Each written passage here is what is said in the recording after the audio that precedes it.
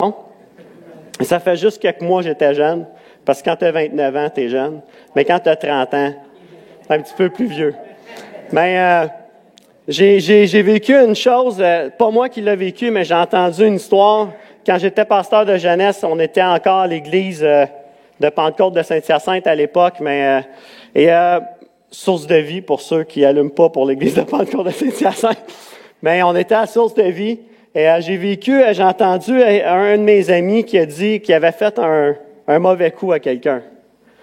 Et là, je disais, OK, mais c'est quoi tu as fait? Et là, il me raconte l'histoire, il me dit, écoute, il dit, un soir, après la réunion de jeunesse, on a décidé qu'on suivait quelqu'un. Fait qu'il dit, on a suivi un jeune de la jeunesse qui est en scooter. Puis il dit, moi, ma vanne, il y avait une vanne, puis il y avait une lumière brûlée en avant, en plus. Fait qu'il dit, j'ai eu la bonne idée, Gab, et il dit d'y faire peur. Fait qu'il dit, je l'ai suivi. Il dit, là, il était en scooter, écoutez bien ça, là. Et là, le jeune qui est en scooter, mais vous comprenez qu'à un moment donné, il voit la vanne qu'il suit depuis une couple de minutes, puis il commence un petit peu à avoir peur. Fait que là, il se dit, c'est qui ça? Puis il voit rien parce que la vanne est noire, fait qu'il reconnaît personne, puis les vitres sont teintées, fait qu'il reconnaît personne, là. Il sait pas c'est qui, mais c'est quelqu'un qu'il connaît. Et là, il se met à rouler un peu plus avec un scooter. Mais tu sais, rouler un peu plus avec un scooter, c'est 70, puis tu dépasses pas ça. Puis quand tu as une vanne avec un V6 dedans, ben là, tu es capable d'aller un peu plus vite. Fait qu'il commence à accélérer, puis là, moi, mon ami me raconte ça, puis il dit, écoute, il accélère, j'accélère. Il dit, je ralentis. Il flash, je le suis.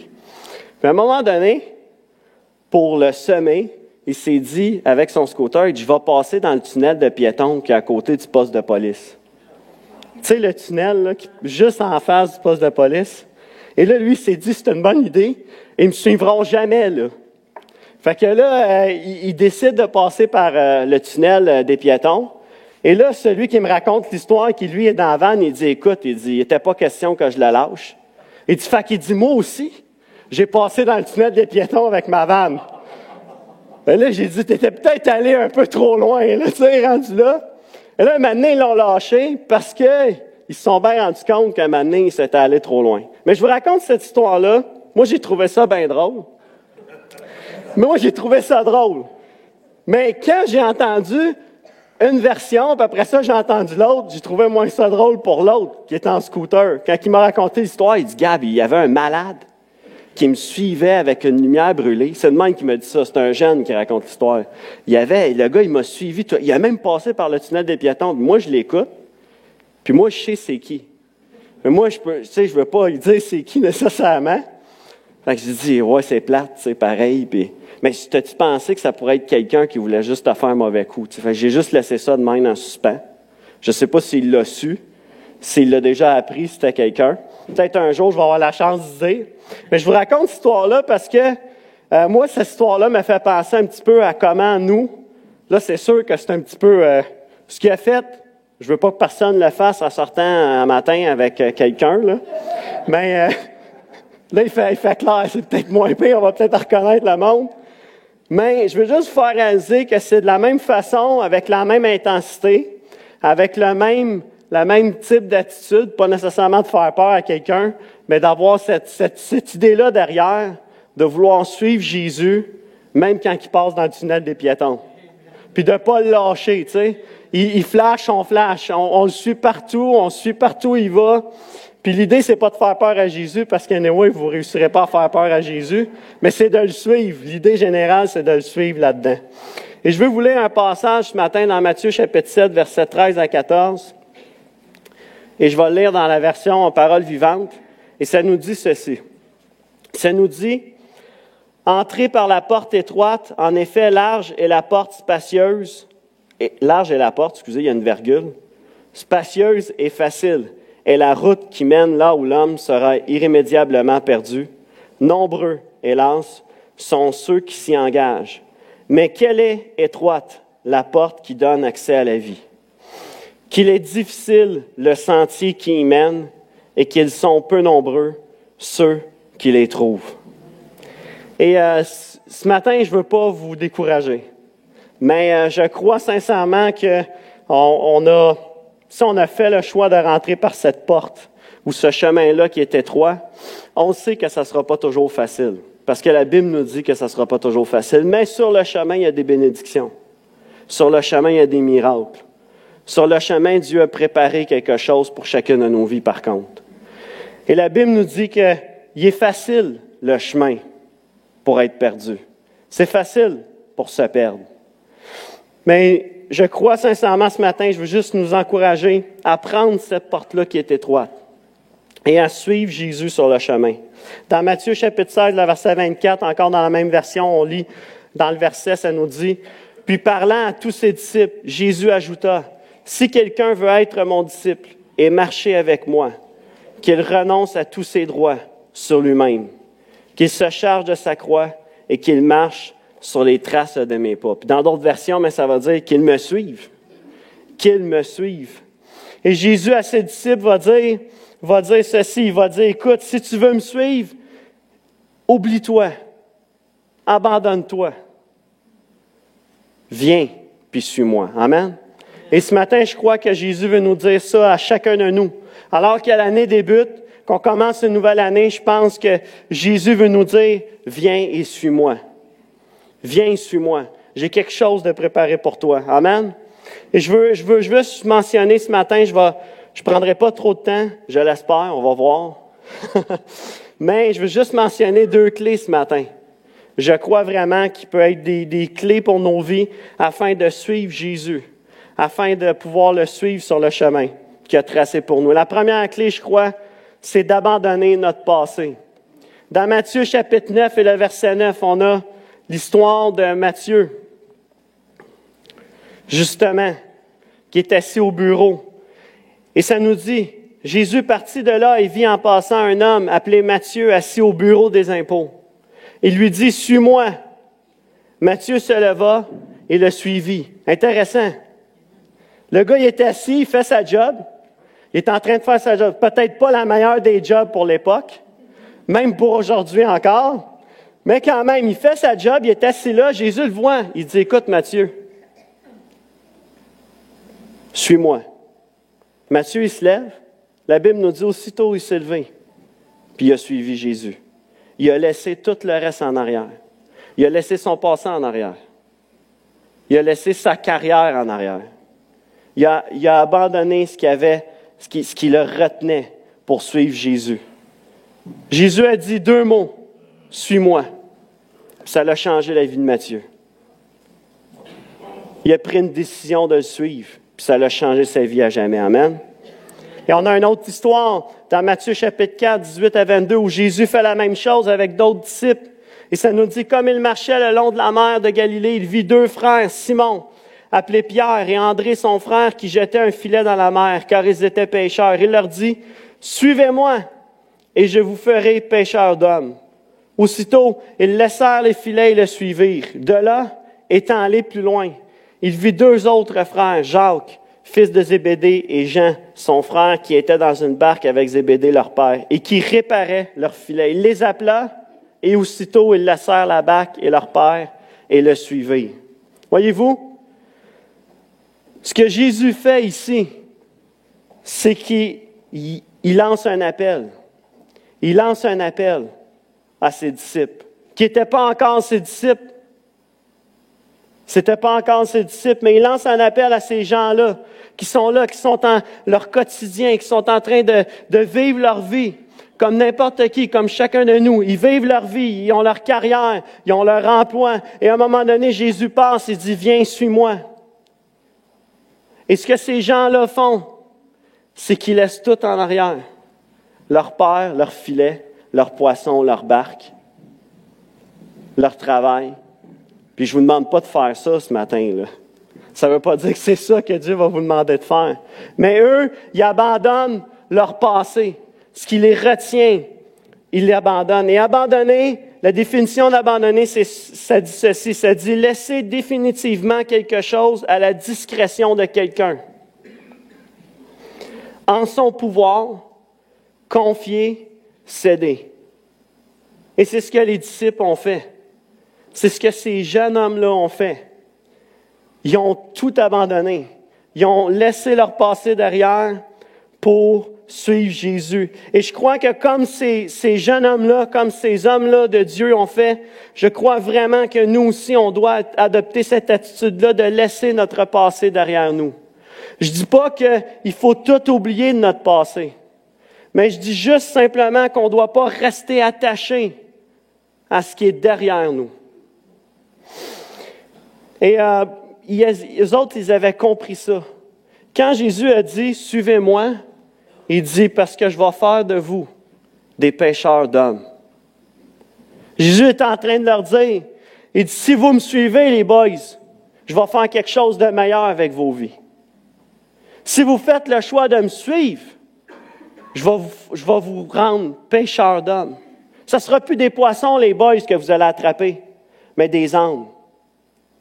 Ça va être bien mieux, bien plus gros, bien plus payant pour le royaume de Dieu. Amen. Que du poisson. Et ce que Jésus est en train de leur dire, c'est, je vais faire quelque chose de meilleur avec votre vie, si vous me suivez, les gars. Et qu'est-ce qu'ils ont fait? Ils l'ont suivi. Et qu'est-ce que Dieu a fait? Jésus a fait quelque chose de meilleur. Jésus a fait le meilleur avec leur vie. Je crois que si on prend cette décision-là ce matin, nous aussi, je crois sincèrement que si on prend la décision d'abandonner notre passé, de laisser notre passé derrière nous, qu'on va goûter à ce que Dieu a de meilleur pour nous. Amen. Peu importe le passé que tu as. La semaine passée, vous avez entendu le témoignage à Raymond. Soit un clin d'œil de Dieu. Vous avez entendu son témoignage et Raymond, ça fait plusieurs années que je le connais, puis il y a des choses que je ne sais même pas encore, peut-être que vous avez entendu la semaine passée. Mais il y a un passé, mais il a laissé son passé derrière lui. La semaine passée, ça y a servi. Il n'a pas oublié son passé, mais il a abandonné. Il l'a laissé dans les mains de Dieu. Amen. Pour que Dieu puisse s'en servir de son passé. Mais il l'a abandonné. Il a laissé ça derrière lui. Philippiens 3, 12, 14, l'apôtre Paul nous dit, il dit, ce n'est pas que j'ai déjà remporté le prix ou que j'ai déjà atteint la perfection, mais je cours pour tâcher de le saisir, puisque moi aussi j'ai été saisi par Jésus-Christ. Frère, je ne pense pas l'avoir saisi, mais je fais une chose, oubliant ce qui est en arrière et me portant vers ce qui est en avant. Je cours vers le but.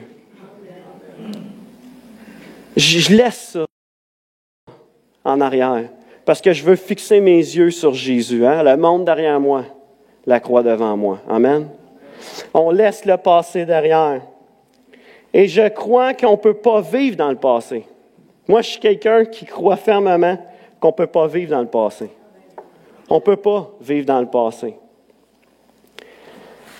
Et si vous prenez des notes ce matin, écrivez ceci. C'est ce que nous allons faire aujourd'hui qui a de l'importance aux yeux de Dieu. Amen. Parce que Dieu a effacé ce qu'il y a derrière. Il l'a pardonné. Il l'a oublié. Mais c'est ce qu'on fait aujourd'hui qui a de l'importance à ses yeux. Amen. Pas ce qu'on a fait hier, parce que c'est passé. Et moi, j'étais un petit peu quétaine. Ça m'arrive des fois. J'écoute des films de bonhomme avec les enfants. Et il y a un film, et tout le monde fait, moi j'en écoute, puis j'ai pas d'enfants. C'est correct, tu as le droit aussi. C'est correct, aujourd'hui, les bonhommes, c'est quasiment fait pour tous les âges. Mais il y a un film que j'aime bien, et c'est Kung Fu Panda.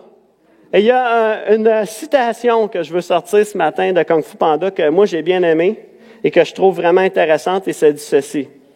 C'est Maître Oogway qui dit ça.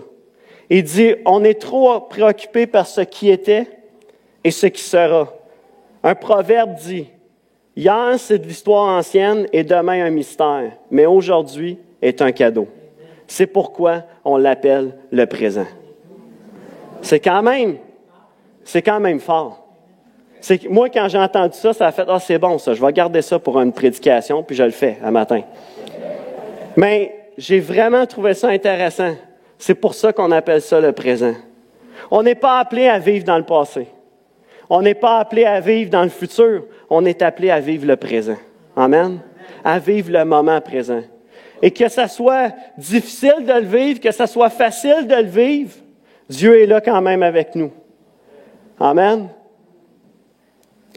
Et moi, je veux juste vous partager une dernière chose sur ce point-là ce matin. Moi, j'appelle ça les fantômes du passé. Mais pas vraiment des fantômes, mais j'appelle ça des fantômes parce qu'ils reviennent, tu sais. Des fois, ça revient à nos pensées, tout ça. Et moi, quand j'étais à l'école, j'ai vécu beaucoup d'intimidation. Puis quand je dis beaucoup, c'est beaucoup d'intimidation. Donc, on m'a frappé, on m'a insulté, on m'a humilié, on a tout fait ça. Et quand je suis arrivé à Dieu, Dieu a changé mon identité. Dieu m'a fait comprendre qu'il n'y a personne qui pouvait m'intimider parce que je suis le fils du Dieu Tout-Puissant.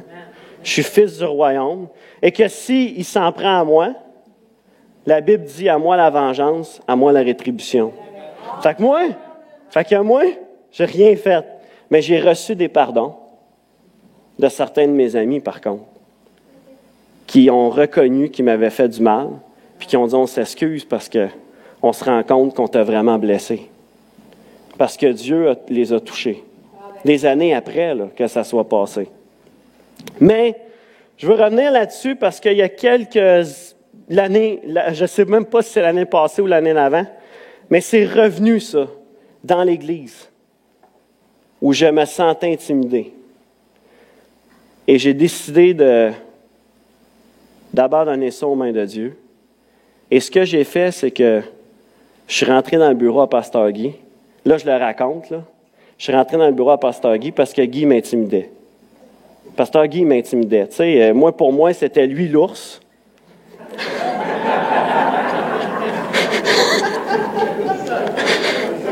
Fait qu'Astor, il sait. Peut-être, il peut plus placer les mains.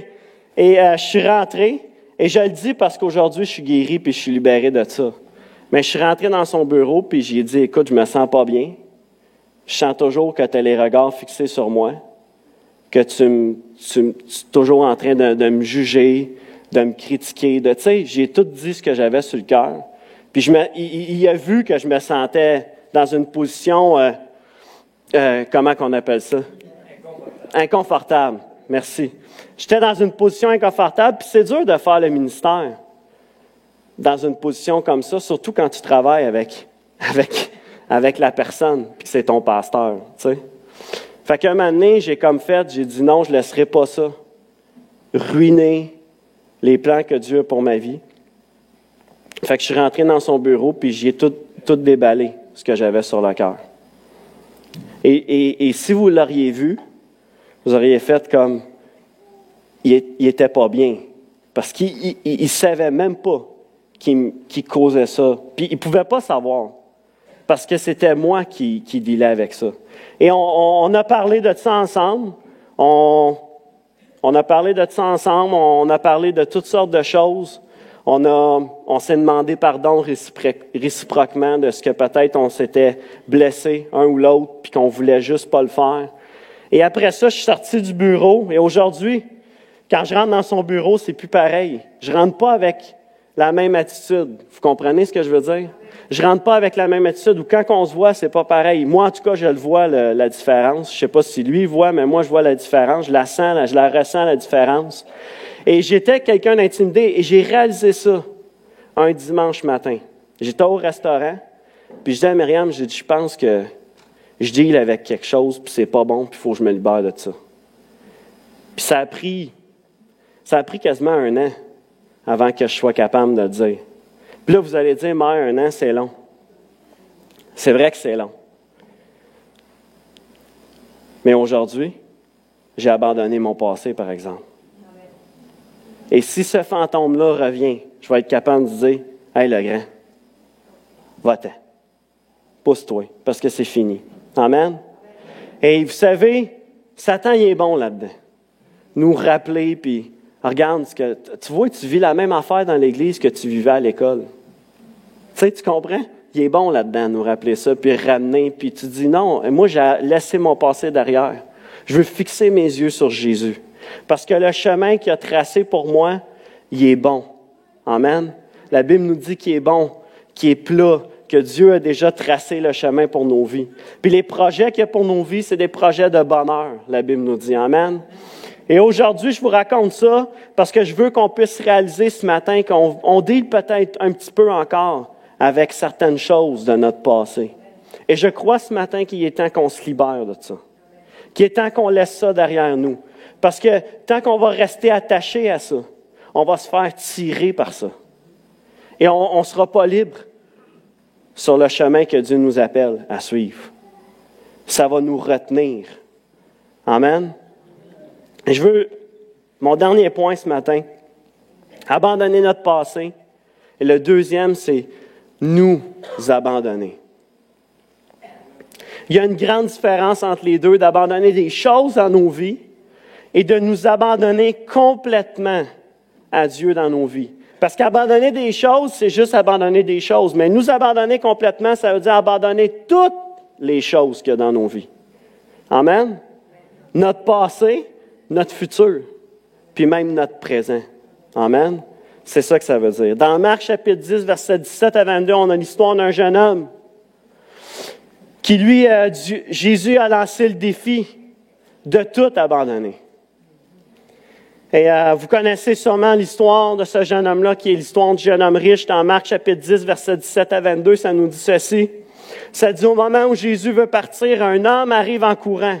Il se met à genoux devant lui, lui demande, « Bon maître, qu'est-ce que je dois faire pour recevoir la vie avec Dieu pour toujours? » Jésus lui répond, « Pourquoi m'appelles-tu bon? Personne n'est bon sauf Dieu. Tu connais les commandements, ne tue personne, ne commets pas d'adultère, ne vole pas, ne témoigne pas faussement contre quelqu'un, ne fais pas de mal aux autres, respecte ton père et ta mère. » Et ça continue. Verset 20, ça nous dit, l'homme lui dit, « Maître, j'obéis à tout cela depuis ma jeunesse. » Jésus le regarde avec amour. Et lui dit, « Une seule chose te manque. Va, vends ce que tu as. » Et dans d'autres versions, ça dit, « Vends tout ce que tu as et donne l'argent aux pauvres. Alors tu auras des richesses auprès de Dieu. Ensuite, viens et suis-moi. » Mais quand cet homme entend cela, il prend un air sombre. Il s'en va tout triste parce qu'il possède beaucoup de choses. Voyez-vous, il manquait juste une chose à ce jeune homme-là. Une seule pour pouvoir suivre Jésus et s'abandonner complètement. Jésus lui a demandé une chose, il a dit, « Ce que tu as de plus précieux, ce qui te retient, mon âme, parce que tu as tout fait le reste, mais ce qui te retient maintenant, c'est ce que tu as chez vous. Parce que tu accordes plus d'importance à ce que tu as qu'à moi. » Et il dit, si tu veux me suivre, il dit, moi, je n'ai pas de problème. Parce que la Bible dit que Jésus l'a aimé à cause de ce qu'il avait fait. Son attitude était bonne. Il n'y avait pas de mauvaise attitude. Il avait une bonne attitude de cœur. Il était sincère quand il est venu à Jésus, qu'il voulait recevoir le royaume, qu'il voulait rentrer dans le royaume de Dieu. Il était sincère. Quand vous regardez le passage, il était sincère. Il l'a dit avec son cœur. Il a dit, qu'est-ce que je dois faire? Je veux rentrer, mais qu'est-ce qu'il faut que je fasse? Et quand Jésus il a dit, OK, il te manque juste une chose. Une. Vends tout ce que tu as. Puis après ça, quand tu l'auras fait, quand tu auras tout abandonné, quand tu auras tout laissé, quand tu t'auras abandonné complètement à moi, viens puis suis-moi. Amen? C'est ce qu'il a demandé. Mais la Bible nous dit que le jeune homme ne l'a pas fait. La Bible nous dit qu'alors qu'il y a une seule chose qui le séparait de l'éternité, il a laissé tomber. Il s'est retourné chez eux, triste, la Bible nous dit.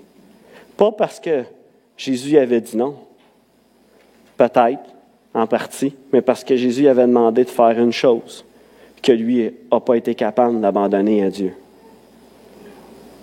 Pourtant, on parle de bien, on parle de richesse, on parle de télévision aujourd'hui qu'on pourrait parler. On pourrait parler de 3 Mercedes, on pourrait parler d'un avion, on pourrait parler d'une compagnie, comprenez ce que je veux vous dire? On pourrait parler de tout ça, qui est considéré comme être riche aujourd'hui, où Jésus viendrait et dirait, écoute, c'est beau ce que tu fais. J'aime ton attitude, mais il y a une chose qui te retient. Vends tout ce que tu as. Parce que ce que tu as est plus précieux pour toi que moi-même. Vends ça, puis suis-moi. Parce que tu vas être capable de me suivre juste si tu fais ça. Il ne l'a pas fait. Il était triste. Il a pris un air sombre. Et je crois que comme ce jeune homme-là, on doit saisir qu'on peut pas rester attaché au monde et à Dieu en même temps. Peut-être qu'on vient à l'Église depuis des années. Peut-être qu'on vient à l'Église depuis juste quelques semaines ou quelques mois.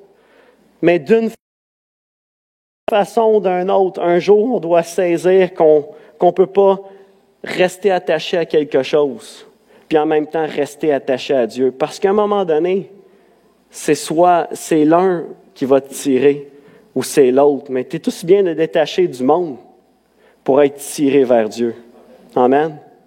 Parce que c'est lui qui va nous emmener à la bonne place. Lui seul peut nous emmener là où il a choisi de nous emmener. Mais on a besoin de saisir ça parce que si on veut la vie éternelle, on doit faire un choix ce matin. On doit s'abandonner et le suivre. Mais s'abandonner complètement. Dans Jean chapitre 21, versets 20 à 22, je ne l'ai pas à l'écran parce que je l'ai ajouté, je pense que c'est hier, je l'ai ajouté, mais je veux vous le lire. On a l'histoire de Pierre. On a l'histoire de Pierre, dans verset 20, j'ai dit quoi? 21 à 22, je crois. Êtes-vous là? M'aidez-vous? 20 à 22, j'ai dit? OK, c'est bon, parce que je ne l'ai plus sur mon affaire. Mais il n'apparaîtra pas à l'écran. Je vais mettre ça tout de suite. On va le lire ensemble. Ça nous dit, Pierre se retourna et vit venir derrière eux le disciple que Jésus aimait. Celui qui, pendant le souper, s'était penché vers Jésus avait dit, « Seigneur, qui est celui qui va te trahir? » En le voyant, Pierre dit à Jésus, « Et lui, Seigneur, que lui arrivera-t-il? » Jésus lui dit, « Si je veux qu'il vive jusqu'à ce que je revienne, en quoi cela te concerne-t-il? Toi, suis-moi. » Et je veux juste qu'on puisse réaliser en lisant ce passage ce matin ensemble que des fois, comme croyants, des fois comme chrétiens, comme enfants de Dieu, on a le même type d'attitude que Pierre. Quand vient le moment où Jésus nous dit « Abandonne-toi à moi, fais-moi confiance, remets ta vie entre mes mains », on a le même type d'attitude. On voit quelqu'un d'autre qui, lui, entreprend un chemin, mais qui n'est pas nécessairement le même que le nôtre, parce que chacun de nous, on a un chemin qui est différent, que Dieu a planifié d'avance pour nos vies. Et on regarde cette personne-là et on se dit, « Ouais, il me semble que ça va bien dans sa vie. Il n'est jamais malade. Il n'a jamais besoin d'argent. Il n'y a jamais rien qui se passe dans sa vie. Il me semble que son chemin il est facile. C'est facile pour lui. » Puis Pierre est là, il regarde Jean, puis il se dit, « Seigneur, il dit, OK, parce que Jésus venait d'apprendre à Pierre la façon que lui allait souffrir pour sa vie. Jésus venait juste de dire ça à Pierre, les versets un petit peu avant. Et Pierre, il dit, OK, c'est bien beau pour ma vie, mais qu'est-ce qui va arriver avec lui? OK, moi, il va arriver ça, Seigneur. Merci de me dire, qu'est-ce qui va arriver avec Alex? Il va-tu être meilleur que moi? Il va-tu faire plus de miracles que moi? Il va-tu mourir? Il va-tu vivre plus longtemps? Comment qu'il va mourir? Puis Jésus va dire à Pierre, Pierre, c'est pas de tes affaires. C'est pas ton problème. C'est pas de tes oignons. C'est ça qu'il dit. Il dit, en quoi ça te concerne? Pourquoi tu me demandes ça, Pierre? Si lui, là, si moi j'ai décidé que lui, il vive, jusqu'à ce que moi je revienne, puis ce qui était carrément impossible, quasiment, que Jésus est en train de dire, mais si j'ai décidé de faire ça, c'est pas de tes affaires. Toi, là, Pierre, suis-moi. Toi, suis-moi.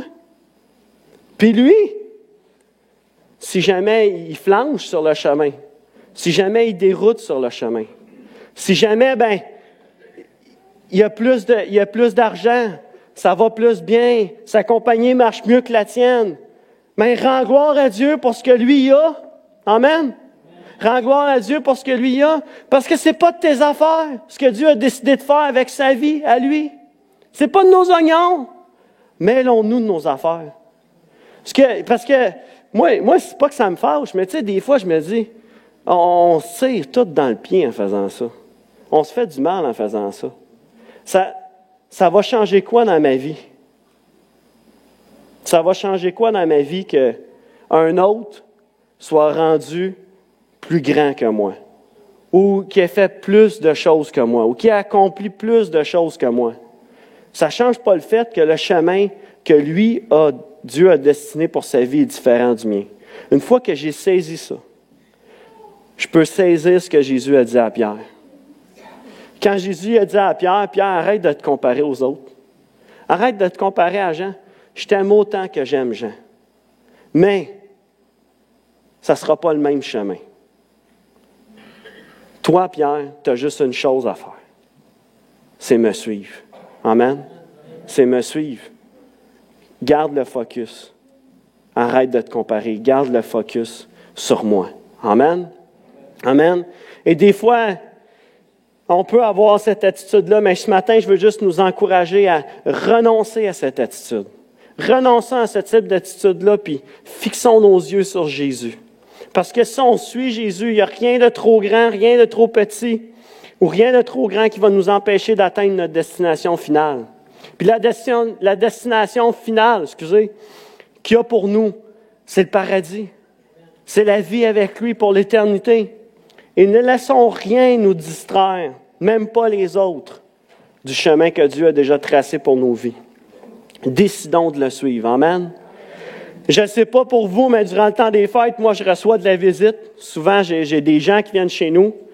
Et vous savez, si vous êtes, pour la plupart, comme une famille normale, en tout cas de ce que moi j'ai vu dans pas mal toutes les familles où je me promène, c'est que souvent, quand il y a des gens qui viennent chez vous, il y a certaines pièces de la maison qu'on va fermer la porte.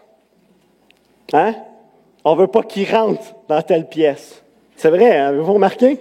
Si vous ne l'avez pas remarqué, là, peut-être repensez-y. Là, tu dis, ouais, c'est vrai que j'ai fermé la porte de ma chambre. Mais écoute, c'est parce que, tu sais, il y a des affaires, c'est ma chambre, là. Tu sais, c'est intime, une chambre, là. C'est mon lieu de repos. Mais tu sais, vous comprenez, il y a des pièces la toilette est ouverte, j'espère, en tout cas. Mais il y a des pièces que l'on ferme, hein, qu'on va fermer des portes, qu'on se dit, puis quand les gens voient la porte qui est fermée, ils se disent, on n'a pas le droit d'aller là. Faut pas rentrer là. En tout cas, la plupart des gens qui viennent chez moi puis qui voient une porte qui est fermée, à part celle des toilettes, ils se disent, on peut pas vraiment, tu sais, si on fermait la porte, il y a sûrement de bonnes raisons. Mais juste nous faire réaliser avec cette petite image-là ce matin, que quand on dit à Jésus de rentrer dans notre vie puis qu'on décide de s'abandonner complètement, on devrait, en principe, lui donner accès à toutes les pièces de notre maison. En principe, on devrait. Mais des fois, on ferme une porte, c'est mieux que tu ne vois pas ça, Seigneur. C'est pas beau à voir. J'ai pas fait le ménage à cette place-là. J'ai pas passé l'aspirateur, il y a pas mal de poussière, là. Il serait peut-être temps que tu fasses le ménage. Et sais-tu quoi? Si tu le laisses rentrer, lui, il va le faire à ta place. C'est-tu pas extraordinaire, mesdames? Hein? C'est-tu pas génial? Si tu laisses Jésus rentrer dans une pièce, il va faire le ménage. Wow! Fait qu'on va dire à Jésus de venir faire le ménage chez nous. Mais c'est juste qu'on puisse saisir. Quand les gens viennent, il y a des choses qu'on ne veut pas montrer. Il y a des choses des fois, c'est pas qu'on veut cacher, mais tu sais, on a laissé du linge traîner, on n'a pas eu le temps de faire le ménage, il y a de la poussière. Mais c'est pareil avec Jésus, tu sais. Quand il rentre là, dans notre maison, puis qu'on Seigneur, je veux te suivre. Oui, moi, Seigneur, j'ai décidé de te suivre. Mais ça, c'est à moi. Touche pas à ça. Ça, non plus. Ça, c'est privé. Touche pas à ça. Ça, tu as le droit. Juste de regarder. Non, mais comprenez-vous ce que j'essaie de vous dire? C'est juste de saisir que quand on s'abandonne, de nous abandonner complètement, ce que ça veut dire, c'est que quand Jésus rentre dans ta maison, tu rouvres toutes les portes.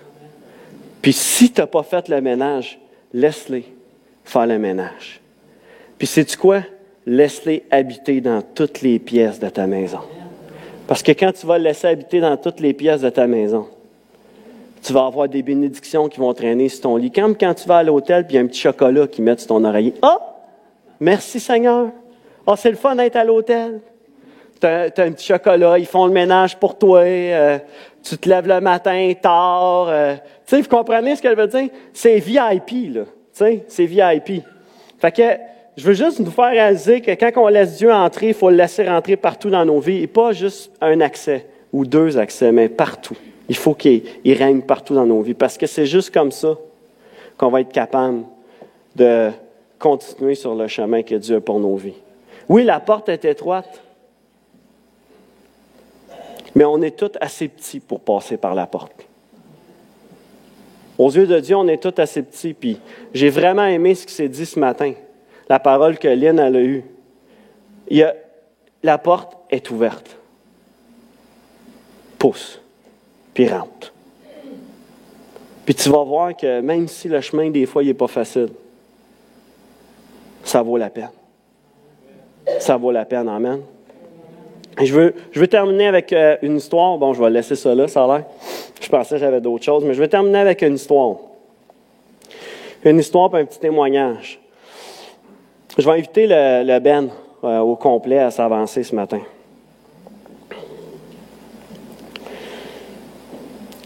Il y a une histoire que j'ai lue dernièrement, que les jeunes ont déjà entendue, puis eux autres, j'ai le droit de me répéter, parce que vu que je suis rendu à 30 ans, j'ai le droit, les jeunes, de me répéter à cette heure.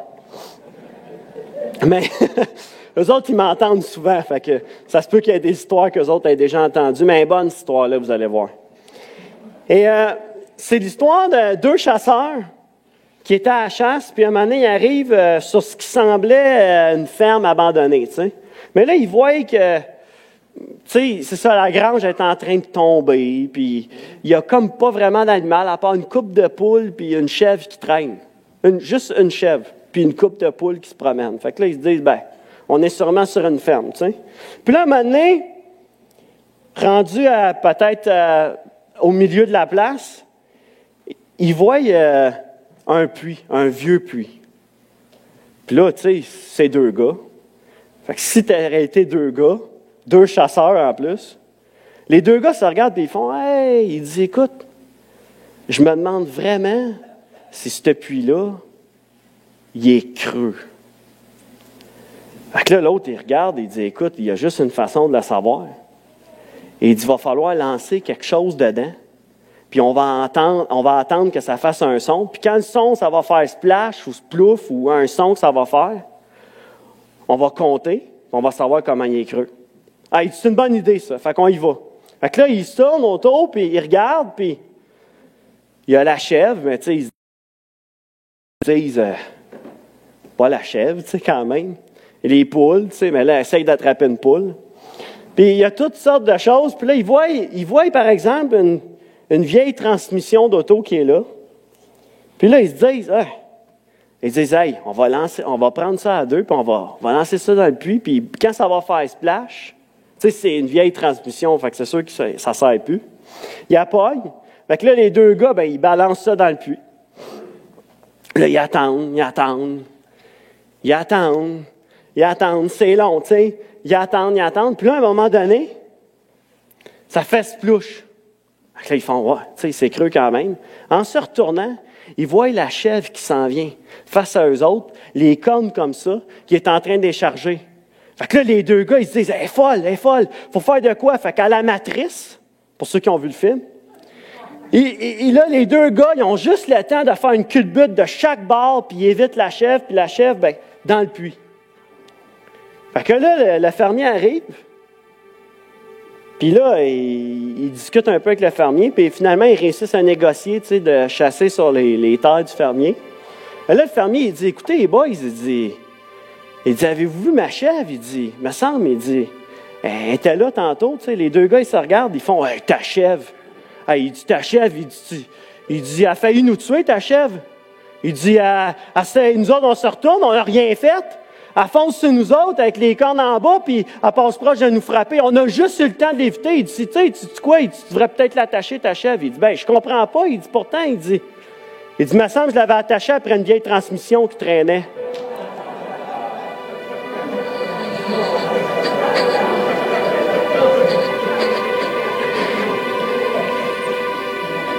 Elle est bonne, pareil, hein? Mais la morale de l'histoire, c'est ceci. Peu importe ce que tu fais, peu importe où tu vas ou ce que tu fais, tu vas toujours suivre ce à quoi tu es attaché. Toujours. Tu vas toujours suivre ce à quoi tu es attaché. C'est peut-être drôle, puis tu penses à la chèvre. Pour ceux qui sont visuels, ils pensent à la chèvre. Mais comme la chèvre, si tu es attaché au monde, tu vas suivre le monde. Mais si tu es attaché à Dieu, tu vas suivre Dieu, par exemple. Tu vas suivre toujours ce à quoi tu es attaché. Amen. Peut-être un peu de piano, Ben. Je vais terminer avec une histoire. C'était une histoire, mais je vais terminer avec quelque chose que j'ai vécu hier. Et hier soir, on revenait d'un party de famille qu'on est allé, moi et Myriam. Et on était dans un McDo, on s'est arrêté pour aller manger dans un McDo et on a vu, j'ai pas vu tout de suite, mais on a vu des ambulances puis des policiers arriver dans le McDonald's et on se demandait tout qu'est-ce qui se passait dans le McDo. Et là, un moment donné, en regardant un petit peu plus, j'ai vu une jeune fille qui était étendue sur les tables du McDonald's, puis j'étais sûr qu'elle était morte. Elle était blanche, c'était pas le fun. Fait que je me suis mis à prier. Dans mon cœur, moi et Myriam, on s'est mis à prier parce que là, tu avais les ambulanciers, c'était pas possible de juste aller prier, puis tu sais, ils étaient là, puis ils faisaient leur travail. Et là, un moment donné, j'entends que la jeune fille en question est comme dans un semi-coma là, quand il arrive parce qu'elle a les yeux fermés, puis tu sais, eux autres, ils essayent de la réveiller puis de lui faire ouvrir les yeux pour pas qu'elle tombe dans un coma. Et j'apprends que la jeune fille a consommé de la drogue avec de l'alcool. Et là, je me dis, c'est une overdose, tu sais, ou quelque chose, une réaction. 15 ans. Avec toute une gang d'amis qui sont là. Et là, je réalise que le chemin est large. La porte est large, puis elle est facile, puis elle est spacieuse. Puis quand tu vois quelque chose comme ça, tu te dis que ça aurait pu être quelqu'un que tu connais. Ça aurait pu être un jeune de la jeunesse, ça aurait pu être quelqu'un d'autre. Ou tes enfants. Et je vous dis ça juste qu'on puisse réaliser ce matin qu'un jour, Jésus est venu dans nos vies. Il nous a lancé un appel. Il a dit, viens et suis-moi. Mais il y a plein de gens dehors, autour de nous, qui attendent encore ce call-là. On va se lever ensemble.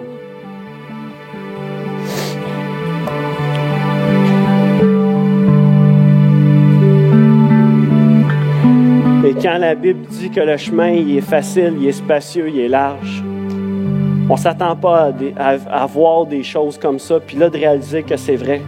Ça a l'air tellement facile. Ça a l'air tellement simple puis facile. Et ce matin, peut-être que tu es ici. Puis peut-être que tu n'as jamais... Ce matin, tu es là, puis tu te dis, moi, j'ai jamais fait ce choix-là de suivre Jésus. Peut-être que tu nous visites ce matin. C'est la première fois que tu entends un message. La première fois que tu entends quelque chose comme ça. Que tu peux suivre Jésus. Qui peut t'amener à une place où ta vie va être complètement changée, transformée. Où tu vas pouvoir laisser ton passé derrière toi. Et ce matin, je veux te lancer un appel. Si tu es cette personne-là, puis ce matin, tu te dis, moi, je veux décider de suivre Jésus ce matin.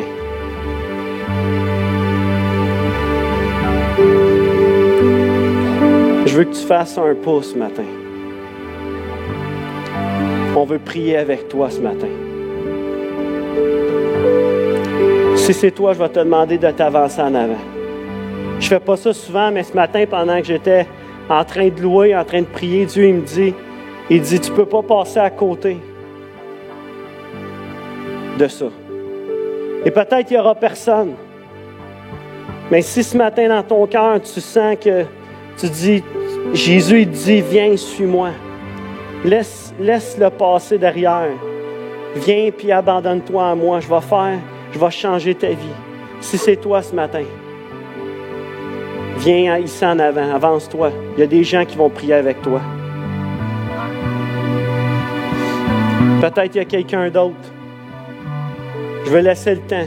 Peut-être qu'il y a d'autres gens ce matin qui ressentent vraiment que c'est pour moi ce matin. C'est pas facile de faire ce pas-là, des fois. Je veux laisser quelques minutes encore. Ensuite, on va prier ensemble. Est-ce qu'il y a quelqu'un qui peut venir avec le monsieur ici? On va faire une prière ensemble. On va prier tout le monde ensemble avec ce jeune homme-là. Ton nom, c'est Stéphane. On est content, Stéphane, que tu aies fait ce pas-là ce matin. On va faire une prière tout le monde ensemble. Je vous encourage à juste répéter après moi. Seigneur Jésus, ce matin, je te remets ma vie. Je m'abandonne à toi. Je veux te suivre. Je te demande pardon pour tout ce que j'ai fait. Mais aujourd'hui, je veux te donner ma vie et te laisser le contrôle sur cette vie que tu me donnes. Et merci pour tout ce que tu vas faire. Amen. Merci. Est-ce qu'on peut applaudir? On a une nouvelle personne dans notre famille. Je crois qu'on a quelque chose ici aussi. Hein? Tu l'as déjà? OK, parfait. C'est bon, ça. OK, tu as déjà aussi fait tout ça. Super. Je suis content pour toi. Mais est-ce qu'on peut juste célébrer Dieu ce matin? Est-ce qu'on peut juste s'encourager? Je vais juste vous inviter ce matin. On va chanter encore une fois le chant « Christ seul me suffit ». Et ça nous dit, moi, j'ai décidé de te suivre. Moi, je vais te suivre, Seigneur. Oui, je vais te suivre. Peu importe les épreuves, peu importe les choses que je vais vivre. Et si ce matin, tu veux déclarer ça pour cette nouvelle année, si tu veux déclarer que peu importe ce qui va arriver dans ta vie, tu veux venir à lui, puis tu dis, moi, Seigneur, je viens, puis je veux te suivre. Je vous encourage, si vous avez à cœur de vous avancer, avancez-vous en avant. Avancez-vous, puis venez louer, venez déclarer ça sur vos vies ce matin. Amen.